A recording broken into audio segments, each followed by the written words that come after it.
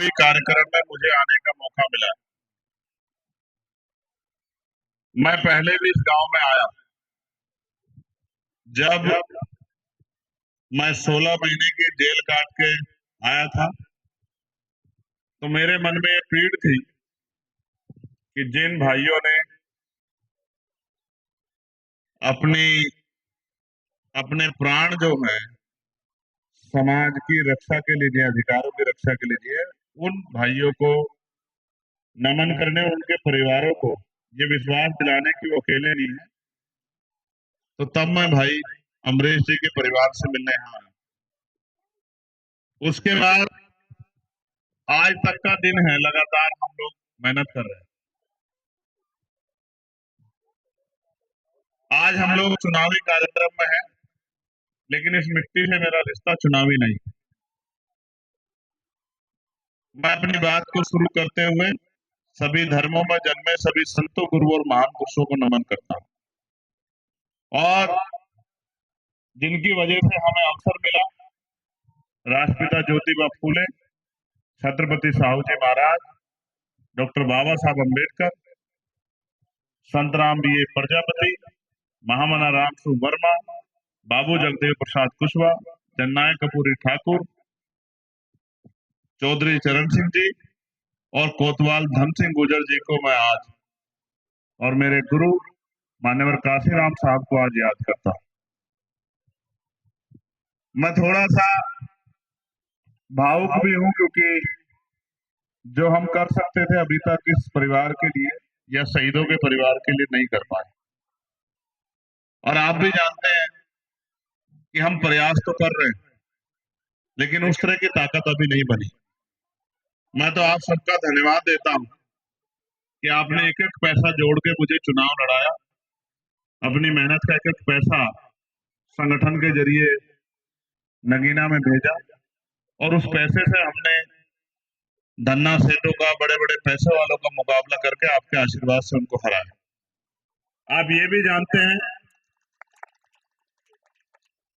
कि हम किसी के खिलाफ नहीं, हम तो उनके लिए लड़ाई लड़ रहे हैं जिनको आज भी इंसान नहीं माना जा रहा, जिनके साथ जुल्म हो रहा है, जो रोटी कपड़ा मकान के भी मोहताज है। और ये घर इस बात की गवाही दे रहे हैं। आप अपनी गर्दन उधर करके देखो, आपको पता लगेगा। जहां अमीरों के जानवर भी नहीं रहते, उस ऐसी जगहों पे गरीबों को अपना जीवन जो है यापन करना पड़ रहा है। एक माँ मिली थी अभी थोड़ी दूर पीछे, यहाँ से आज होगी, उसके पैरों में चप्पल नहीं थे, हाथ में फूल थे। जहां वो खड़ी हुई थी वहां खूब कीचड़ था। देख के तो बड़ी तकलीफ होती है कि क्या कर दूं, लेकिन अभी मेरे हाथ में वो ताकत नहीं। लेकिन मैं समझता हूँ जिस उम्मीद से हम लोग काम कर रहे हैं, जिस उम्मीद से हमारी पार्टी के लोग काम कर रहे हैं, मैं जिला कमेटी का, प्रदेश कमेटी का, दोनों संगठनों की और भाई रविंद्र भाटी जी का, सबका बहुत बहुत धन्यवाद करता हूँ, क्योंकि उन्होंने हमेशा मेरी बात पर पहरा देके मुझे ताकत देने का काम किया। आज हमारे बीच में ये जो कार्यक्रम है, ये कुछ दलों के लिए सिर्फ ये चुनावी कार्यक्रम है कि वोट डालने हैं और परिवर्तन करना है या उन्हीं हालातों में रहना है जिनमें रहना है, लेकिन हमारे लिए ये जंग है। हालात बदलने के लिए लड़ना पड़ेगा, बिना लड़े कुछ मिलता नहीं है। मांगने से भीख मिलती है, अधिकार छीनने पड़ते हैं। बाबा साहब अम्बेडकर अपने 4-4 बच्चों की कुर्बानी से हमें सबसे बड़ा हथियार दे गए, वो है हमारी वोट।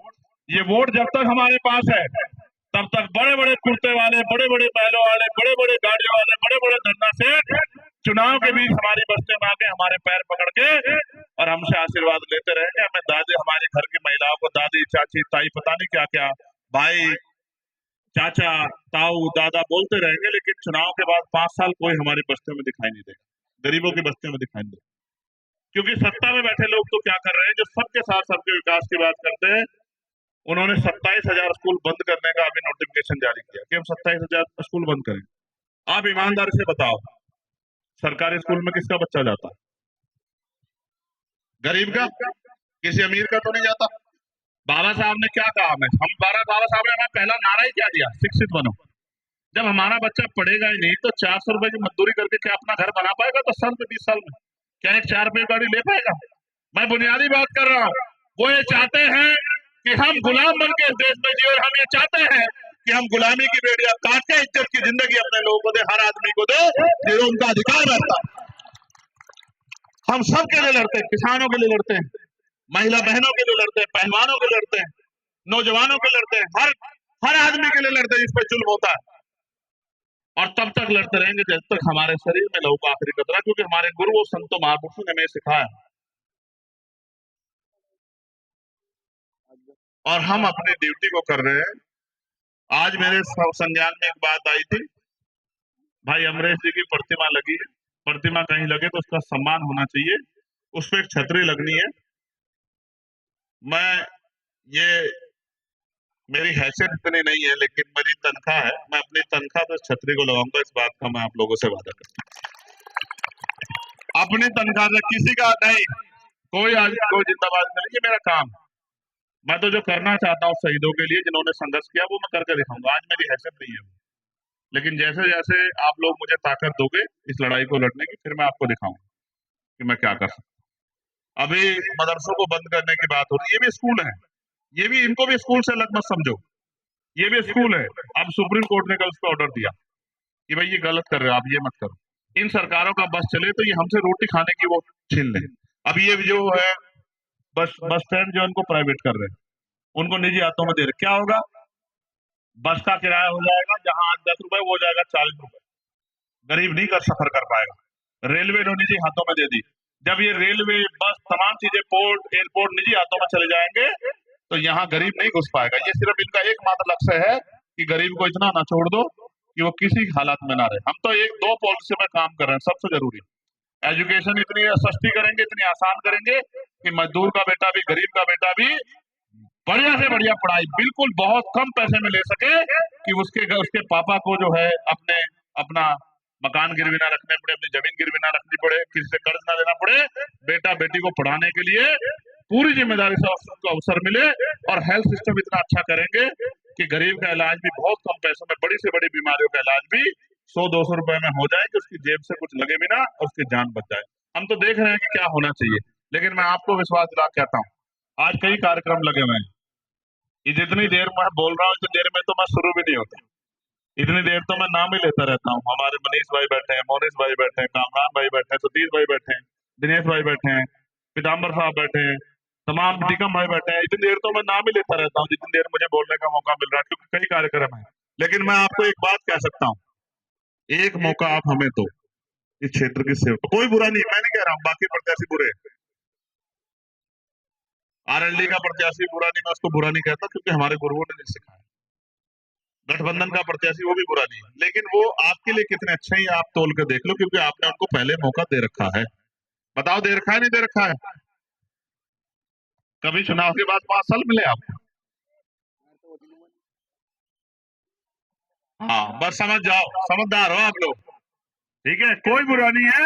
लेकिन आपको ये तय करना है कि आपके अपने बच्चों का भविष्य क्या है 5 साल बाद, अपने आने वाले कल में क्या है। औरों को मौका तो मिलेगा 27 में, और आपको मिल गया मौका 24 में। इतनी जोर से केतली का बटन दबाना कि इधर केतली का बटन दबेगा, करंट लखनऊ में जाके लगना चाहिए। और मैं तो जो जुड़े हुए लोग हैं उनसे कहना चाहता हूँ, घर से बाहर निकलो, ये चुनाव जायज नहीं लड़ रहा, जायज तो चेहरा है, ये चुनाव आप सब लोग लड़ रहे हो। ये चुनाव चंद्रशेखर आजाद के मान सम्मान का चुनाव है, रविंद्र भारती के मान सम्मान का चुनाव है, ये मनीष प्रजापति के मान सम्मान का चुनाव है। ये बताने का चुनाव है कि सिर्फ अमीर राज नहीं करेंगे, गरीब भी मेहनत करके आगे बढ़ सकते हैं और गरीब भी अपने लोगों की लड़ाई लड़ सकते हैं। ये बताने का समय है, क्योंकि बाबा साहब अम्बेडकर ने हमें मुख्य धारा में लाने के लिए वोट का अधिकार हमें दिया था।